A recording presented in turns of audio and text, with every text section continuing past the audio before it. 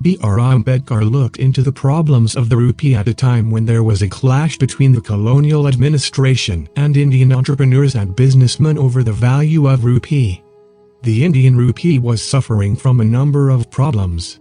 1. Double standard of both gold and gold exchange was adopted by British administration in India. 2. Every bank was empowered to issue notes at its liberty. 3. Paper currencies were encashable only in circle offices from where they were issued. 4. Paper notes were almost inelastic in nature. 5. The cheque system was not popular. 6. The value of Indian currency was highly volatile. In such a situation, Ambedkar's experiences related to financial management helped him in proposing solutions to these problems. He strongly supported gold standard, in which the standard unit of currency is a fixed quantity of gold and the country maintains a gold reserve. He emphasized that India could not afford gold exchange standard because it increases inflation and reduces real wages of the earning class. More attention should be given to price stability rather than exchange rate stability. He favored setting up of an autonomous monetary institution to control the value of rupee associated with exchange rate, which later came to be called the Reserve Bank of India. The federalism, basic feature of Indian federation, and also Ambedkar's views pertaining to federalism and linguistic states. For India, independence and partition occurred simultaneously, and drafting a constitution under such a scenario was an arduous task.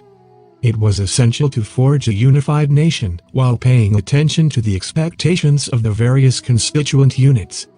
This would only work under a federal system wherein the social, political and economic aspects of both states and the center are adequately represented and their grievances addressed.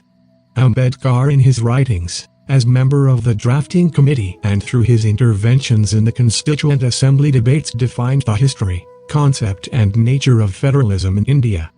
Ambedkar realized that checks and balances are required to maintain equilibrium between a strong center and the states of the Indian Union.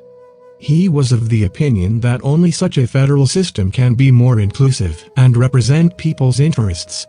Ambedkar believed that a unilingual state would shake the spirit of unity and further divide India. He was against one language, one state, as it would hamper the spirit of fraternity. He clearly favored linguistic states in terms of not on a language one state, but one state one language. He argued that large linguistic state was an absurd idea as it would divide the state.